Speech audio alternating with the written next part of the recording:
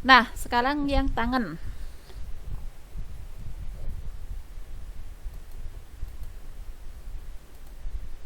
Kecilan ya. Nah, kita akan menentukan turunan dari arkes tangan U. Dengan U-nya itu adalah suatu fungsi. Namun, sebelum ke situ, kita akan pelajari dulu yang sederhana, yaitu untuk arkes tangan X. Nah, di sini kita punya Fx itu adalah tangan X. Supaya dia dapat diinverskan, maka domainnya dipatasi. Batasannya seperti ini. Nah, pada batasan ini, maka si tangan ini dia memiliki turunan, yaitu turunan tangan siapa? Sekant kuadrat X. Nah, berarti tujuan kita mau menentukan turunan dari F inverse X, yaitu arkes tangan X. Nah, berdasarkan teorema yang sebelumnya, kita bisa mengatakan bahwa turunan dari F inverse, yaitu F inverse aksen X, itu apa rumusnya? 1 per F aksen dari F inverse X. Kayak gini kan ya? Nah, kemudian kita tahu bahwa turunan dari F siapa tadi? Sekant kuadrat. Sekant kuadrat X. Nah, X-nya kita ganti dengan F inverse X. F inverse X-nya siapa? Arkes tan X. Arkes tangan X. Kayak gini. Nah, selanjutnya kita punya sifat untuk tangan itu adalah apa? Sekant kuadrat X itu sama saja dengan apa? Sifat trigonometri 1 plus tangan kuadrat X.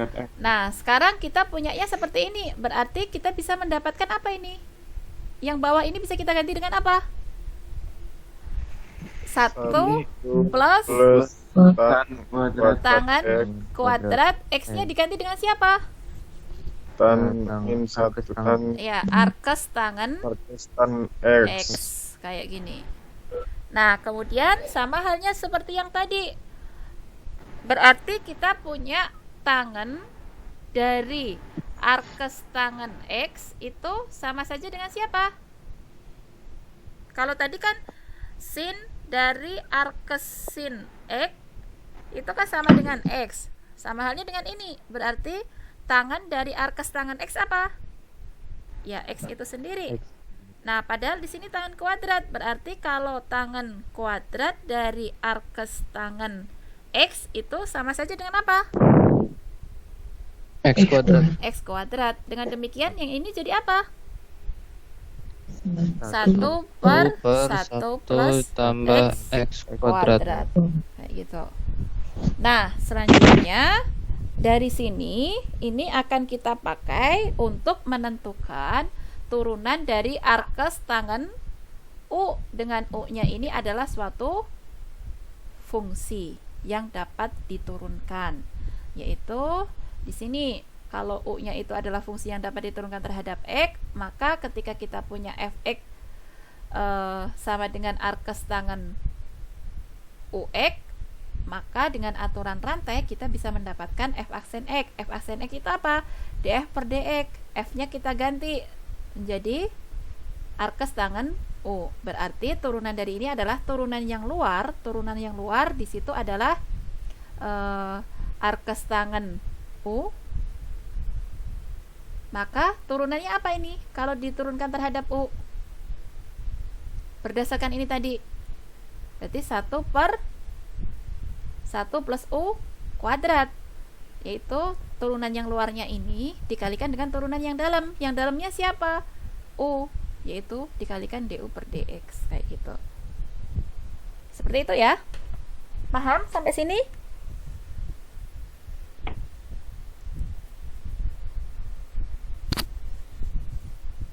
Paham nggak?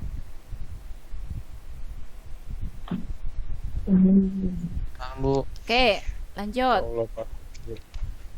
Sekarang arkes sekant. Kalau arkes sekant gimana?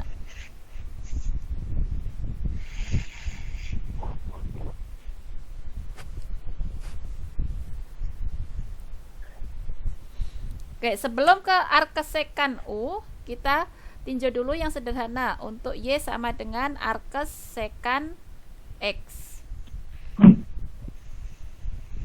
Ini turunannya gimana?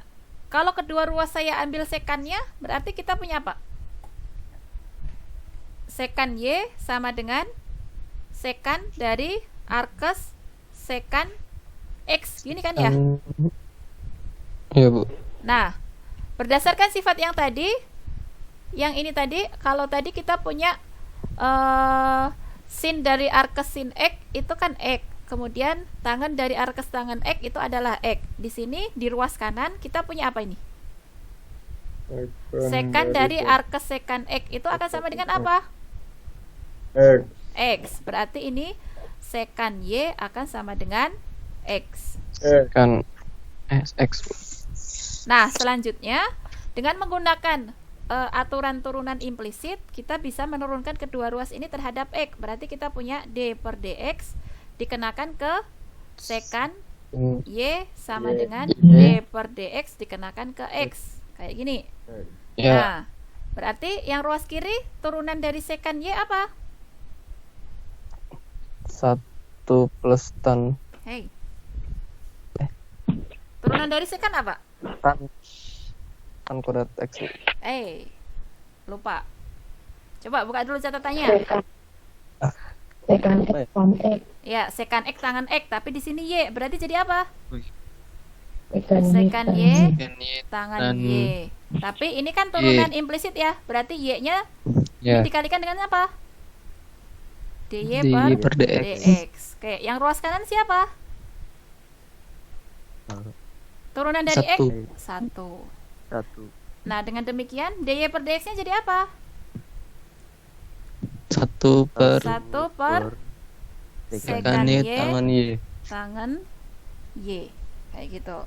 Nah, selanjutnya kita tahu bahwa dari sini sekan Y itu sama dengan X. Berarti nanti di sini kita bisa gantikan dengan X. Nah, sekarang yang menjadi pertanyaan tangan Y. Tangan Y gimana? Untuk kita ubah ke variabel X. Kita tahu bahwa tadi di sifat tangan, ini kan tadi kita punya sifat sekan kuadrat X itu sama dengan 1 plus tangan kuadrat X kan? Berarti nanti kita akan punya sifat sekan kuadrat Y itu sama dengan 1 plus tangan kuadrat Y, ya enggak? Iya. Nah, tadi target kita kan mau menuju ke sini. Tangan Y-nya berapa? Berarti kita punya apa di sini? Tangan kuadrat Y sama dengan sekan kuadrat Y dikurangi 1. Nah, berarti dari situ kita punya apa? Tangan Y sama dengan plus minus akar sekan kuadrat Y Sekan dikurangi kuadrat Y. 1. Paham? Paham, Bu. Oke, sekarang sekan Y ini siapa? X. X. Berarti tangan Y-nya siapa? akar X min akar X kuadrat. X kuadrat min 1. Dengan demikian, 1. di sini kalau mau kita bawa ke dalam variabel X, berarti jadi 1 per sekan Y-nya siapa? X. X. X. Kemudian tangan Y-nya X. akar plus minus ya. Plus minus ini perkalian. Berarti karena perkalian saya bawa ke sini. Plus minus X akar X kuadrat dikurangi 1. Ya. Sampai situ paham?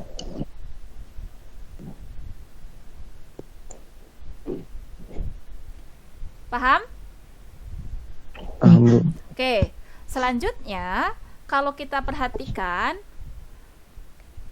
grafik dari Y sama dengan sekan grafik dari Y sama dengan arkes sekan X itu kalau digambarkan pada bidang XY bentuknya seperti ini.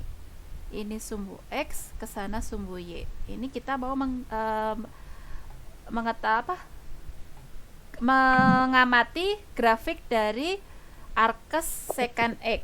grafik dari arkes secant X ini tadi dia domainnya kurang dari min 1 dan lebih besar dari 1.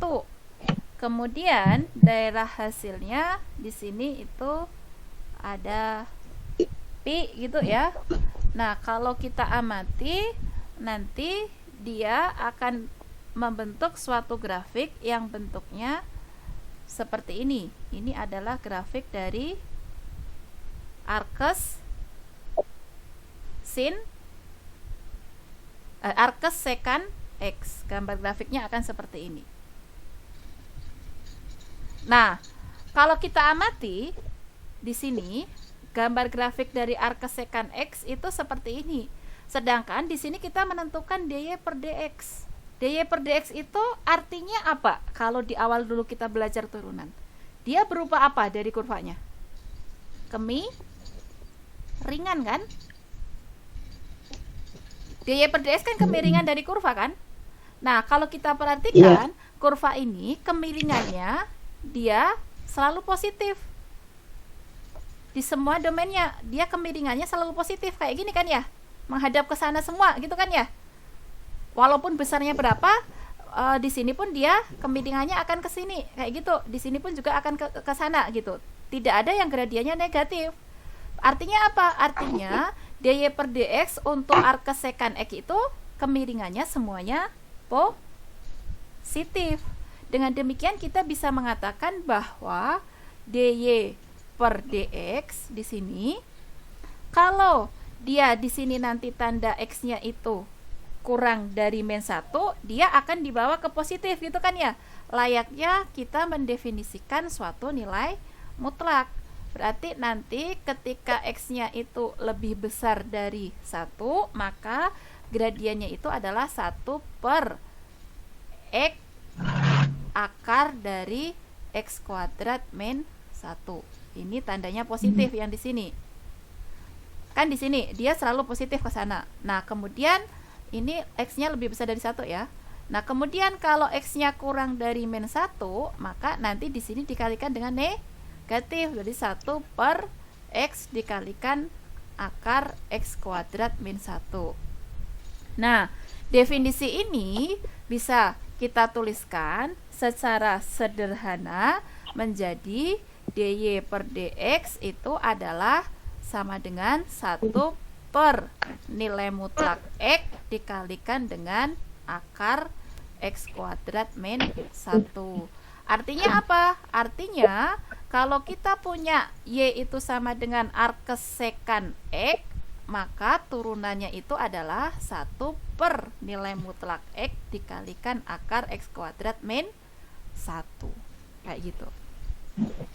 Paham?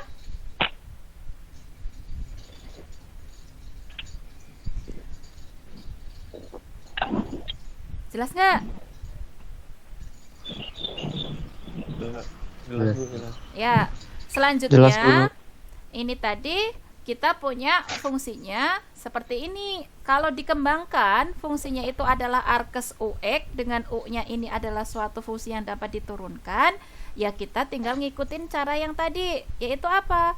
Dengan menggunakan aturan rantai kita bisa mendapatkan f aksen x itu sama dengan df per dx sama dengan d per dx dari arkes secant u. Nah, berarti kita menentukan turunan ini. Berarti apa? Turunan yang di luar itu adalah turunan dari arkes secant u, yaitu ikutin aja polanya yang ini tadi, yaitu jadi apa? 1 per nilai mutlak u dikalikan akar u kuadrat min 1 dikalikan dengan turunan yang dalam. Yang dalamnya siapa? U, yaitu du per dx.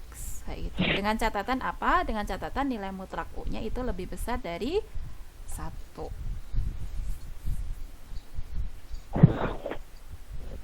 Seperti itu ya.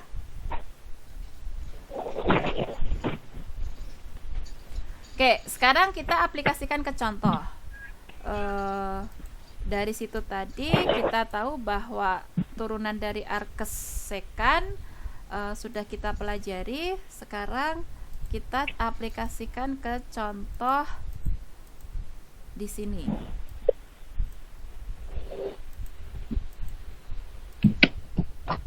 Nah, di sini kita punya fx ini seperti ini. Berarti turunannya jadi apa ini? Sebelum ke situ, kita misalkan dulu. Di situ kita punya fx-nya sama dengan arkes sekan 5x pangkat 4. Berarti di sini kita misalkan U-nya apa?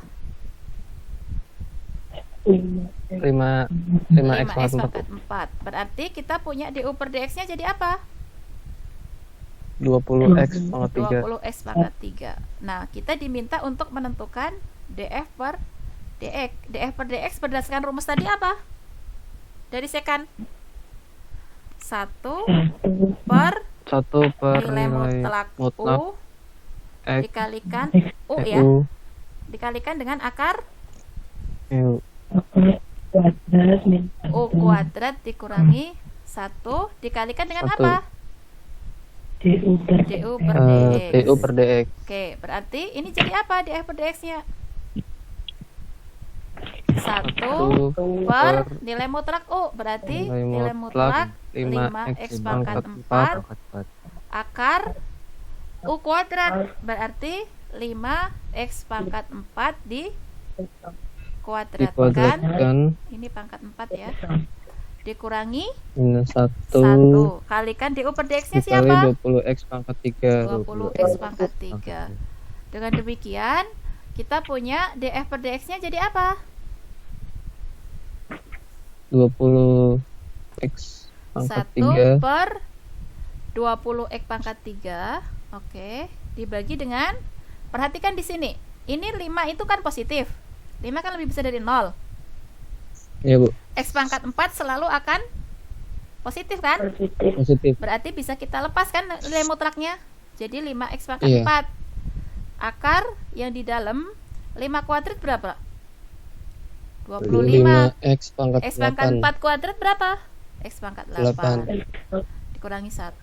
Berarti df per dx-nya jadi berapa ini? Sederhanakan.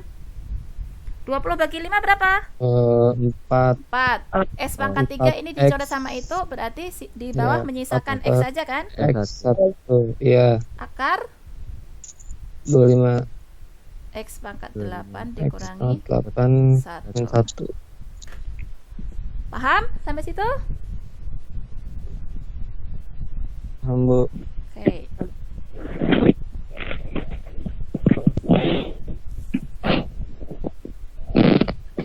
Silakan diamati dulu 5 detik.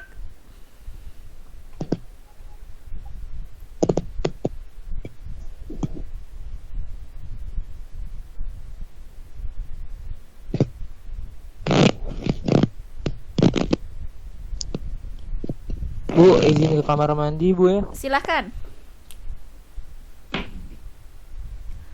Oke, kalau tidak ada yang mau ditanyakan, selanjutnya untuk